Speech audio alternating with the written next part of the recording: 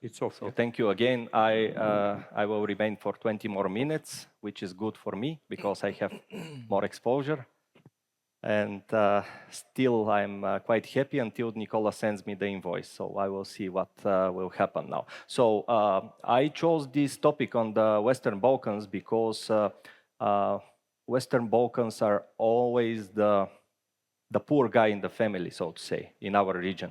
Even yesterday, when you saw the presentations from Speedy, probably you saw that all the countries from the Western Balkans were kind of avoided from the data because it is like a black hole for most of the merchants. Even most of the countries are so close from Sofia. There are many things we are about to learn about this very interesting region. And this is where, in fact, I have put my attention in the last few months. And this is a disclaimer that not everything that you will hear will be 100% sure, because still I am learning by doing. But still there are several things that you must consider. And the first thing is that Western Balkans are like this guy for two reasons. First of all, because they are really messy. And second of all, because they are about a tournament nobody outside of it really cares about. Like Messi. Do you know something about the Major League Soccer in the United States? Yeah, that's why I'm talking about. It is really like a black hole for us. It is somewhere there, it is nearby, but there are customs. And for guys from the European Union, if there are customs, there is an issue. So we prefer the easy way. It is Greece nearby, it is Romania nearby. So why bothering with these countries? Why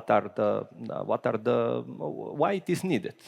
And there are several reasons why. So first of all, these are data from the last 4 years, and you see that as a total, the Western Balkans are growing. And they are growing at higher rates than most of the countries in Central and Eastern Europe. Of course, simply because of the lower base. So I can bet that in the next 3 to 5 years, this number will double.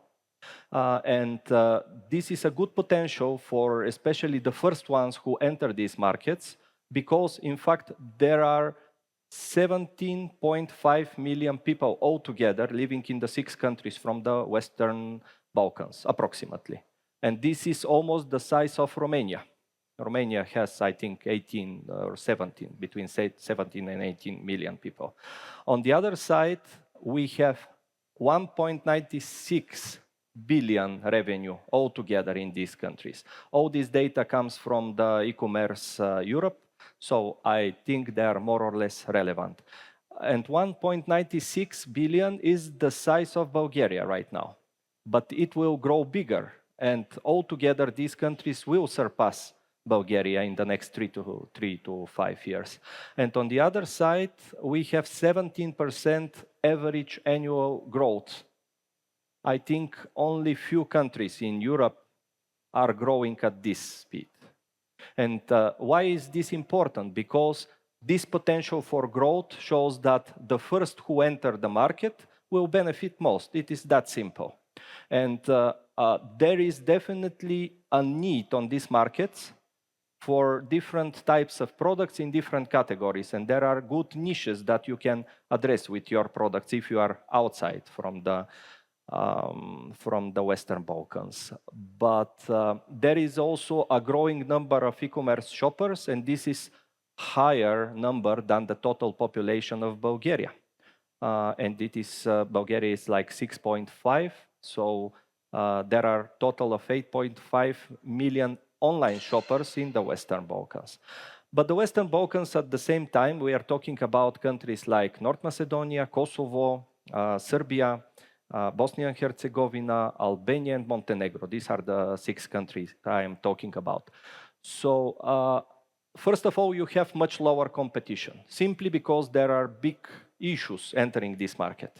And these big issues are caused by, first of all, ignorance about the local regulation, second of all, logistics, third of all, customs. I am sure that in hell there is a very special place for people from customs, and everybody wants to avoid them somehow, because it is dealing with customs, especially in our Balkan region, is not the best way to do. And on the other side, I realized that there are higher prices on this market compared to the prices available in the Bulgarian or the Romanian market. For example, fashion. Fashion is at higher price in these markets, even for the big brands. And of course, it also has its explanation, much harder to enter the market and to maintain a good quality ratio. Hopefully, there is no need to store locally, at least at the beginning. So you can easily try the market. Okay, it's not easily. You can try the market. It will cost you some time and efforts and a bad experience probably, but you can try slow and then expand. There are also local marketplaces developing quite well, such as Ananas, for example. We also have Shopster. We have OLX in some of the countries. So it is really interesting what is going on. And when we talk about how you can do it, there are generally three viable ways. The first one is to do it by yourself. And doing it by yourself means either to open a company there or to register under VAT there. Because when you are doing the import, you have to pay the VAT or certain custom duties if you don't want your customer to do it, which is annoying, quite annoying. Second of all, you can use a local distributor, and this is also interesting and a viable option. So you can find some reliable partner there. You can send him some of your products, and they take care of the rest. The issue is that you don't have so much of a control. And third of all, you can use kind of a concept which is popular mostly in the United States. It is called merchant on record. So you trust somebody to represent you and your company on the local market. And this person is responsible for paying all the duties to the customs and all the taxes to the government and so on. So the paperwork should be done by somebody. And usually in the United States, this is done on per state basis. I mean, from one state to another, you have the merchant on record dealing with this. In Europe, we have this concept with the so-called fiscal representative if you are importing from countries outside of Europe during the so-called import one-stop shop scheme.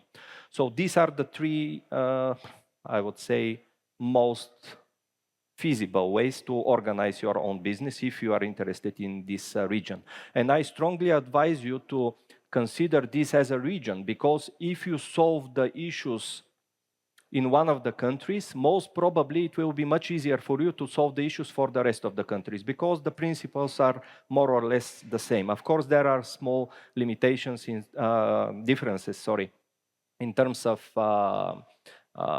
legislation, in terms of fiscal stuff, in terms of customs, but at the end of the day, it is all about structuring in a certain way your data, providing it in the right format to your customs, and dealing with some paperwork. So what is already solved and what is something that is still need to be solved for some of the countries? So first of all, translations. Translations are easy peasy. You can use artificial intelligence for translations for some of the languages. Because of some universal mystery, DeepL doesn't work with North Macedonian. I don't know why. But you can use it for Serbian, for example, or you can use it for Albanian. Transport, I mean, the pure transportation is also well organized. We have many companies in Romania, in Greece, in Bulgaria as well, who have their regular line hauls, at least once a week, to the capitals of these cities, especially to North Macedonia and to Serbia. This is already solved. Last mile delivery, we have plenty of reliable courier companies, I mean local courier companies. Some of them are already here in this stand, so in this expo, so you can meet them, or you have probably met them already. And what is still not solved at full, it's the customs clearance, because it is per country. They have different requirements about the data structure, about the processes, how do you organize everything. And in fact, this is what we are doing right now, learning by doing. And of course, the biggest issue would be the returns. That's why I asked the guys on the stage about the returns. How do you organize it? And it strongly depends on the categories that you have. In most of the cases, if you are selling some cheaper stuff, returns, you should forget about them. You just get rid of the products and plan this into your P&L. If you have items that are subject to some warranty, you should also think about this, because the warranty should be kept for whatever period there is.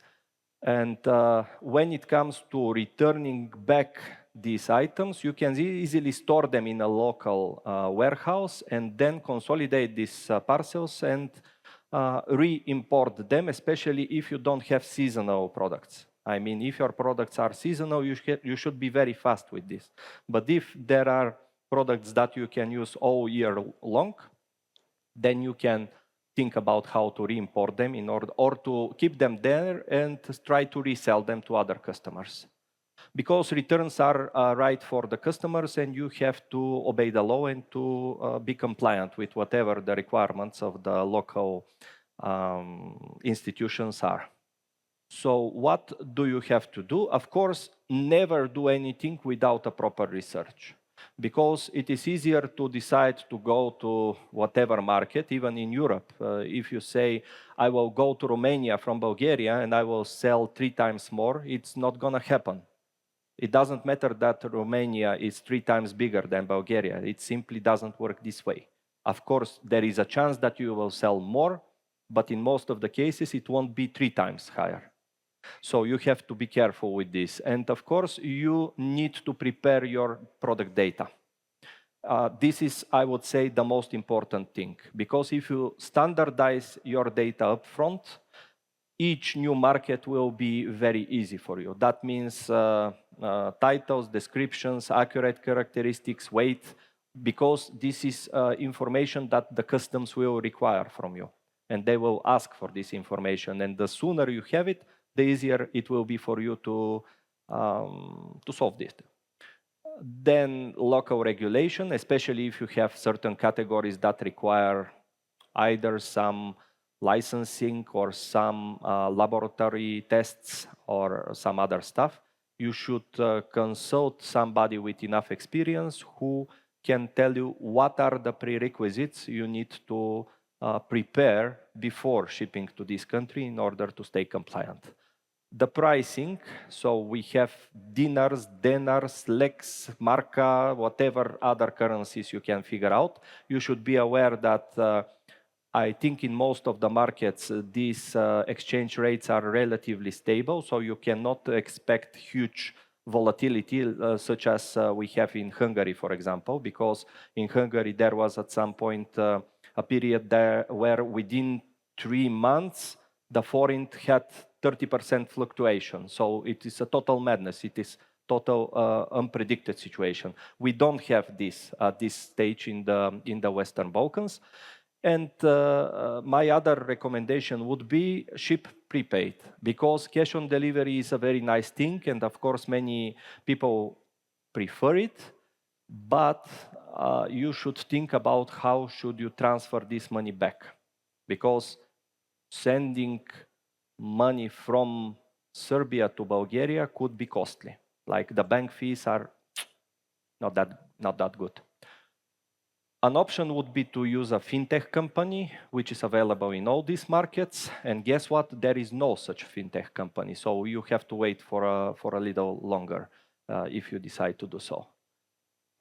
So this is a slide about us. I am the country manager of MediaPost Hitmail, and we help our customers expand in different areas within Europe. So recently we started doing some operations in North Macedonia and Serbia. So if you are curious about it, you can meet us in stand 36. It is somewhere there, and we can have a chat about it. And Also, we facilitate the process of technical integrations, orders consolidations, last mile delivery with our reliable partners in each of these countries, and of course, transportation and in some aspects, customs clearance. So you can rely on us on this process. It depends on the products, of course, but we will figure out a way how to solve it for you. These are the services that we have at our disposal. And I would strongly suggest you to scan this QR code because this is a new and really exciting project that I'm involved into. It is about cross-border deliveries within the Western Balkans. So if you are interested in this region, just register, leave your email, and once we are ready with the solution and the tool to help you expand to these countries, we will notify you. I would say that we are a great team, so I am sure that it is a matter of months until we come with at least initial product that would address most of your needs. So thank you very much. If you have any questions, just let me know. I'm at your disposal. Thank you. Oops.